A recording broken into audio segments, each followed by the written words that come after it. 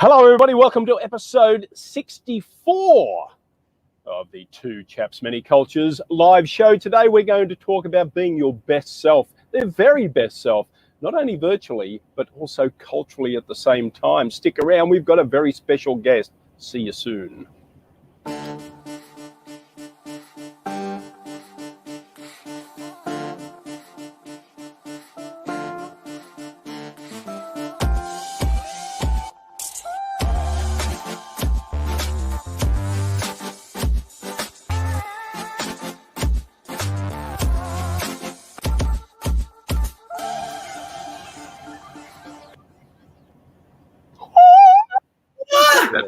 Happy Thursday, everybody. Yeah. Man, didn't we do this just a couple of minutes ago? Wasn't the last episode like before I went to bed? I guess so. I was thinking about this, but it wasn't within the 12-hour window. Now, what I want to do one day is I want to finish an episode at about 11:59, and then start another one at 1:01 on the at 12:01 the next day. Okay, we can do 2 episodes called, or at least one of them will be One Chap Many Cultures. Thanks for your support. All right, never mind. Well, welcome everybody. Yes, today we have a very special guest that's going to talk about being our very best self virtually and culturally at the same time. And she's got a small window, so we're going to bring her right in. Barbara, thank you for joining us. Hello. Hey, thanks for the invitation. Two Chaps, Many Cultures. Finally, I'm here on stage with you. Really happy about that. Finally, because Barbara is Barbara's in big demand. We're talking about a rock star here, and you know, in between classes and teaching and giving out her wonderful knowledge. You know, it's just fantastic that we've been able to squeeze in, and I'm hoping, of course, she's in the middle of classes, in between classes. I'm going to welcome her students. You know, I'm sure they're all doing as they're told, as teacher says. Me too.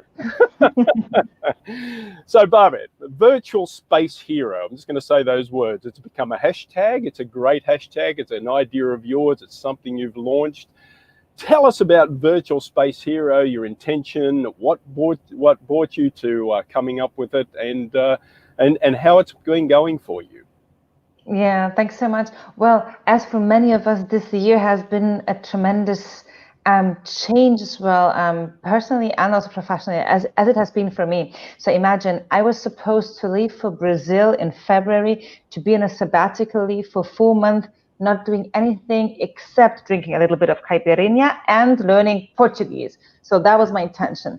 At the end, well, I decided to stay in Europe, not only because of COVID, but also because I felt tremendously in love with an Argentinian guy, and I moved back to Spain.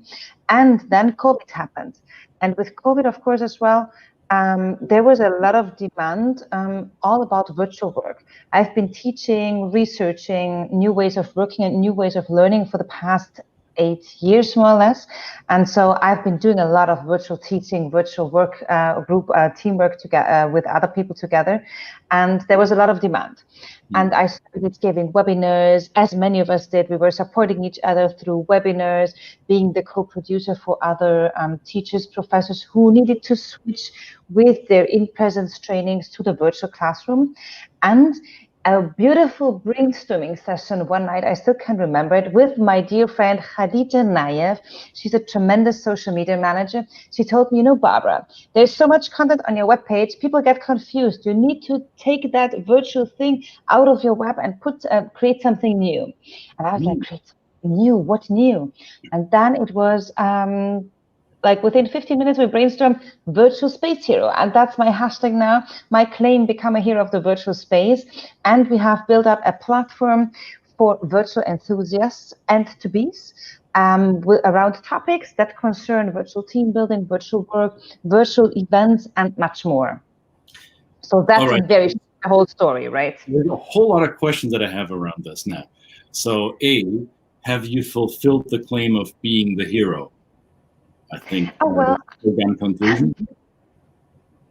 Can I answer first question? I don't claim to be the hero. I want us all to become heroes and heroines of the virtual space. So I never call myself the hero of the virtual space, but the founder of Virtual Space Hero with the corresponding platform and virtual events production company, yes. So where's your cape? Is it? Oh, God, everything is here. I have a flower cape, you know? She comes prepared. Okay, the second question is, and look at this. Look at this, see? As if we have prepared this. Ooh, no, we didn't. The second question is, does your Argentinian love interest allow you to drink caipirinha in Europe? Or since it's a Brazilian drink, he has issues with that? Well, the fun thing is, you know, it's not about Argentina or anything else. I'm not drinking alcohol at all at this point. All right. Something to ponder. So you've been helping other virtual novices at times to get into the groove of delivering their message or honing their content via a new medium. What are some of the things that you point out to them at first? What is it they need to keep in mind as they transition from in classroom or live in-person delivery to a virtual delivery format?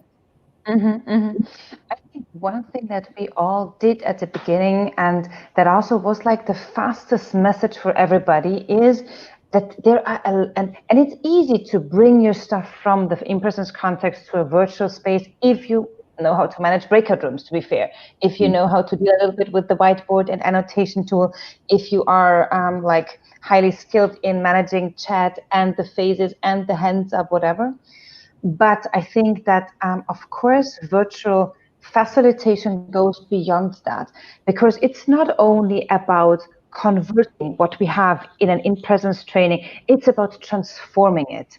And I think in the first moment, it was easy, it was more or less easy for all of us to maybe convert it from an in-presence setting to the online setting, but now it's about transforming it, because we need different didactics, we need different tools and different ways of facilitating when we're online. And I think there's a lot to be done. And for those who are interested in upskilling, just talking about upskilling and virtual facilitation, you might have heard that a team of 4 international professors built up a tremendous upskill program called the Educator Certification Program. Tell us more. Yeah. Okay, thanks for pointing into that direction, Christian. Very nice of you. Yeah, that is, you know, Virtual Space Hero is the big baby of mine for this year, and it's already grown a lot. And Global Case Study Challenge is the other big baby of mine. It's not a baby anymore because it's already in the 3rd edition this year. So in short, it's a global virtual teaching project, 300 students, 12 countries, 12 professors, and they are all grouped together in global virtual teams working on case studies. Different steps in between with live lectures, knowledge quizzes, virtual team buildings, reflection videos. And also I'm pretty proud of it because we have been winning several awards, 3 in total already in the past years. And we're in the final round for another international award. This November, we're presenting it. And alongside this Global Case Study Challenge student track, where we invited professors from across the globe, like from India to Chile, professors are participating, we designed an educator certification track this year. And it's starting next week. So those who still want to upskill about virtual facilitation and designing virtual learning journeys, until Sunday, you can get registered. Excellent. Well, Brett, we should post a link in the comments, shouldn't we? We should. We should have links and resources. And I think there are a couple of great words you're using. You're changing the conversation. Virtual enthusiasm, right? Enthusiast. And I guess I can count myself as one of those. I've always believed, long before this current situation, that this was the way that the world was going. So enthusiasm, transformation, right? Instead of just trying to take something what you've already got and putting it in a virtual space, transforming it to suit the platforms we're doing, right? That's a key part. And then, of course, the understanding that just because it's virtual doesn't mean it's easier. In fact, there's some nuances and additional things you have to take to apply in the virtual space that you don't have to do in the real space, and also the cultural part of it becomes another nuance, because you're working with people, and your project obviously speaks to this. You've got people from all around the world with many different cultural influences, learning styles, teaching styles, and you're trying to match them up. So you're trying to teach them the virtual facilitation skills to be able to allow for those. So what part of this program kind of do you talk about that in this wider space? I think in a wider space, what we focus on is cultural intelligence. So to create intercultural sensitivity and understanding among our participants. As you can imagine, and well, all of us who are involved or who are working as intercultural trainers, we at some point have always done like, how do you say, national culture trainings or culture specific trainings. And we do that because sometimes it's needed, companies request it, and it's totally valid. But of course, if I learn one culture, it doesn't mean that I'm able to deal well with another culture. So what we're trying to provide our students with is the understanding on how to raise, to increase their cultural intelligence or the intercultural sensitivity in general. And of course, I think that's that has a much more long-lasting effect, of course. Now, what are some of the biggest challenges that you've seen for yourself and for those that you now pass your wisdom on to? What are some of the biggest challenges to adjust in terms of format? Well, what are some of the, you said transform your material to this new delivery. What were some of the transformations that were most challenging for you? I think for me, definitely the most challenging part is to really design smaller chunks. That is number one, because we were forced, or we are forced in organizations with our 8-hour one-day trainings to deliver that. And we designed it maybe well for a one-day training, but now to split it up into, I usually do 3 sessions of 2 to 3 or something like that, or 3-3-1, whatever. I think this was for me the hardest part. Because it means that you need to think about what do you provide the participants with in between the sessions, so they don't completely lose the connection to the topic, to the course, to the learning. And I think that was when I started it with the teaching, particularly years ago. That was the hardest part.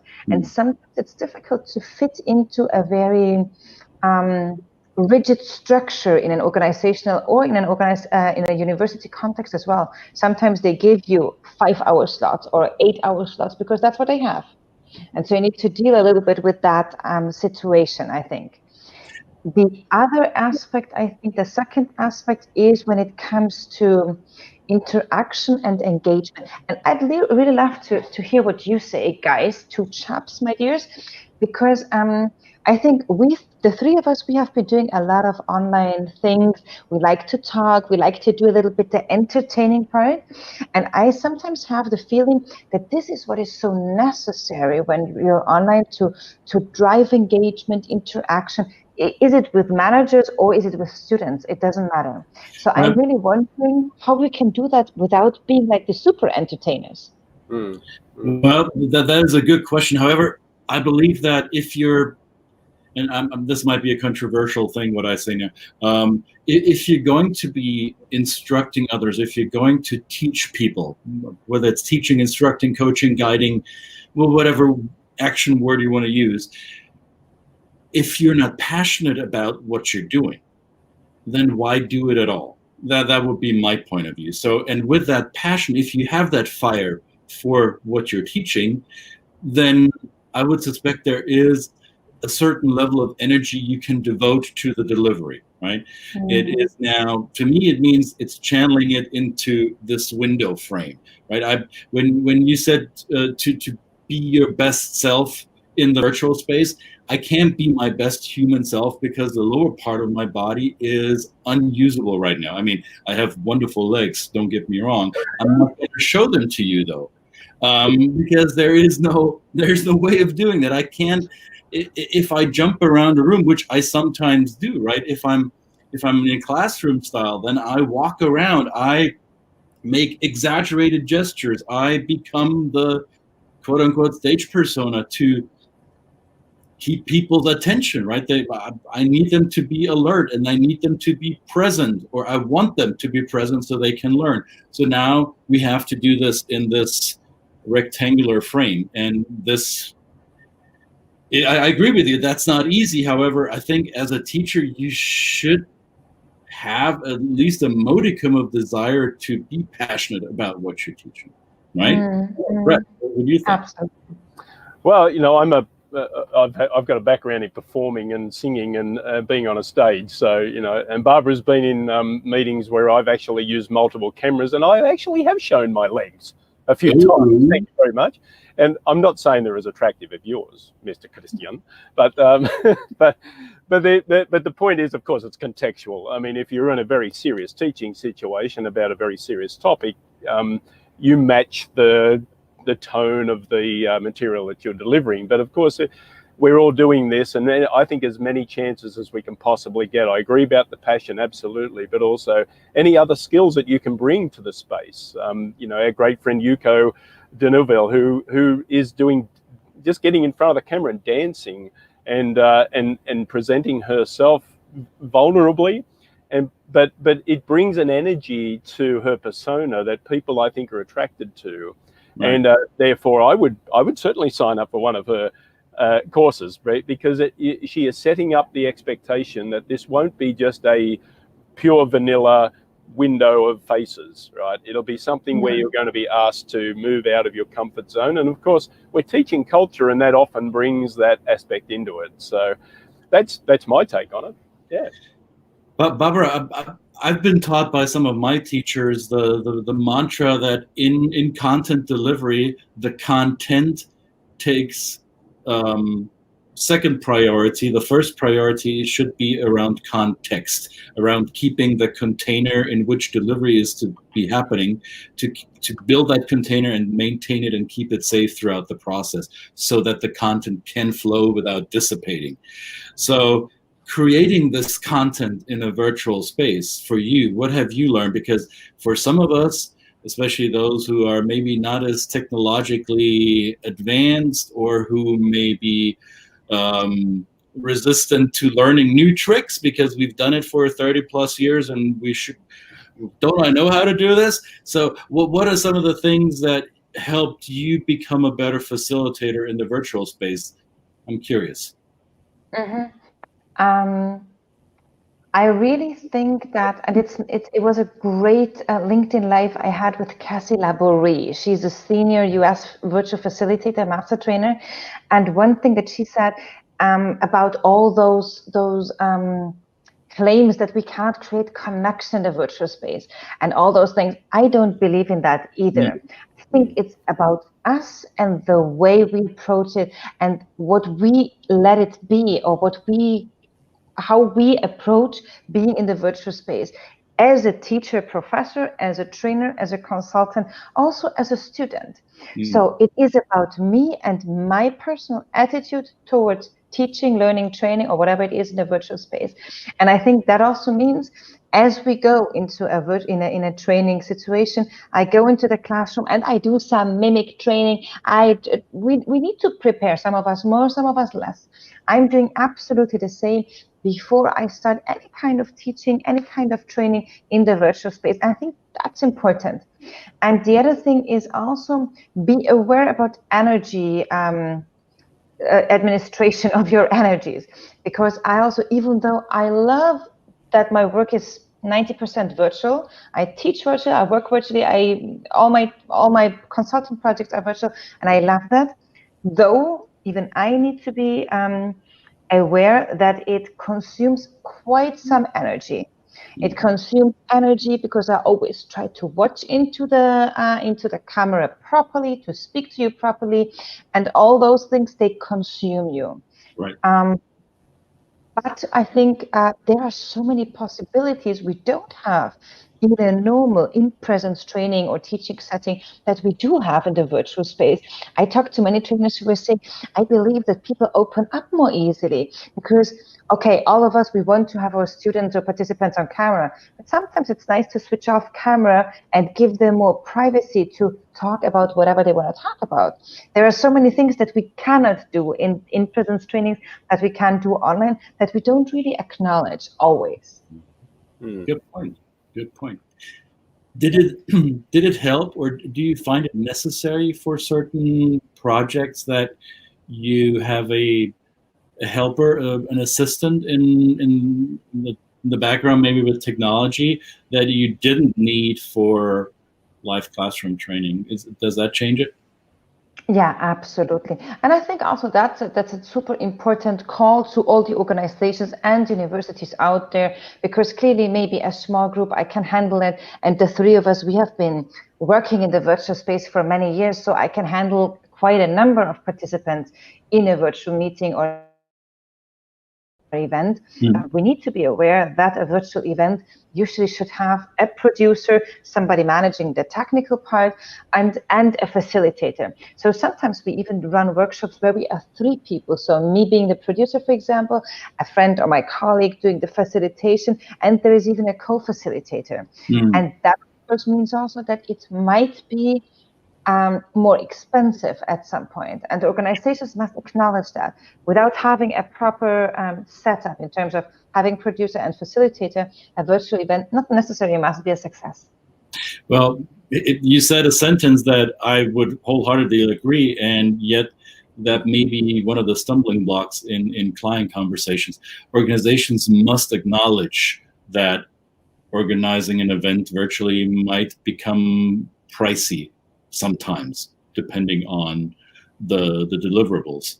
So must they, or do they have a choice, and will they? And do they say, well, I don't care what you think I must, the economic realities are as they are, and I must decide whether I want to work with you or somebody else who will do it for less? Well, I think, of course, organizations can always opt for the cheaper way, as we can opt for a cheap web designer and then see what happens or what comes out, right? But I believe that in the long run, we just need to organize our virtual events in such a way that it becomes standard to have a producer and a facilitator, so that this is not an option, but it should be a standard in order to have the best interaction and engagement and the best experience for your participants.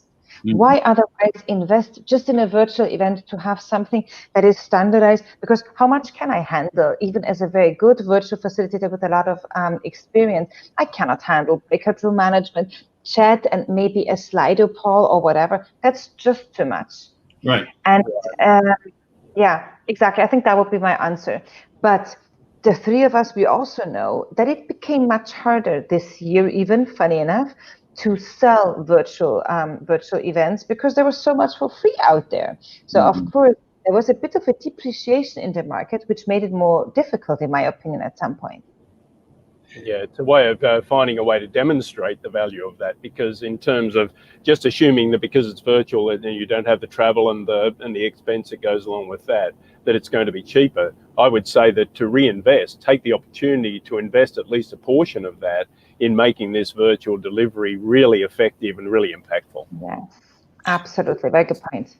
So there's in our industry, especially in the fields that, I mean, the 3 of us, we work in adjacent fields. So it would behoove us as an industry group, so to say, to come into alignment and to basically form an agreement to say that when we approach our clients or clients approach us, that we come with a shared message that is the best facilitation will be XYZ, and that requires these puzzle pieces to be in place.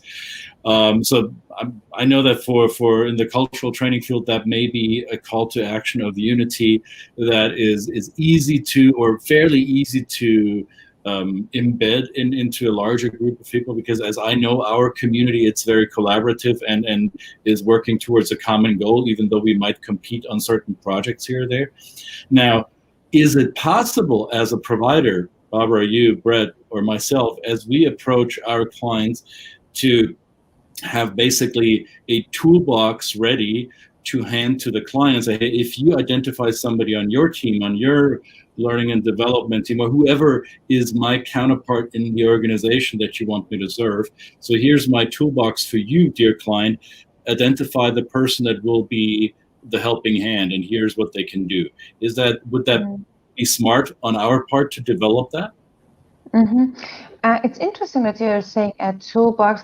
I think it happened very often to me that, for example, office management was asked to do the producing part, and that I usually meet up with office management beforehand in order to explore the platform and, if necessary, explain any aspects of the platform. Because even if I send my production script through, it's not necessarily comprehensive for everybody, even though I think it's a super structured production sheet.